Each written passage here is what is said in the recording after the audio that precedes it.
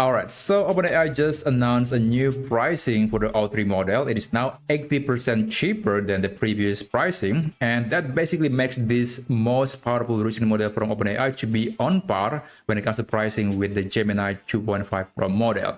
And not long after, many platforms, including Perplexity AI, just added support for O3 model. So let me show you how you can access this model on Perplexity AI. Okay, first let's go to perplexity.ai and then you can log in with your account. And here I'm going to be using this simple prompt. And keep in mind that right now, if you want to use the O3 model, it is only possible via the regular search mode. You cannot change model for the deep research and the labs mode. Perplexity are just using their own model, but for the regular search, you can use any model.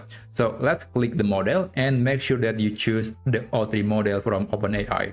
And here you can enable the web search, academic, social, and finance if you want to, but in this case, I will enable only web, academic, and social. And you can upload some documents to be used by AI to be for reference, but that is completely optional. Now let's send the message and just wait for the O3 model to answer your question. So given that this original model, it will just think deeply before answering your question, and it might use several keywords or queries before giving you a conclusion about the particular subject.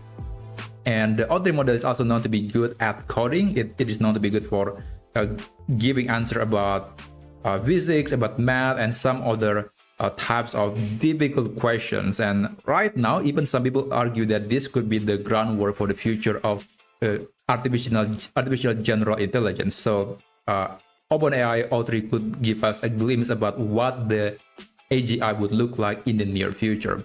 Okay, it is still trying to give me the answer, and from what I can tell from some people that are trying the O3 model on Perplexity, they said that the O3 model is very slow, so it could take quite a while for just giving a simple answer. So it is not as fast and Cloud for Sonnet and some other reasoning models like the DeepSeek R1.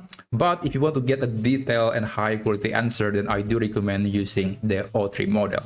So given that this will take quite some time to finish, I guess I'm going to just skip forward and show you the result.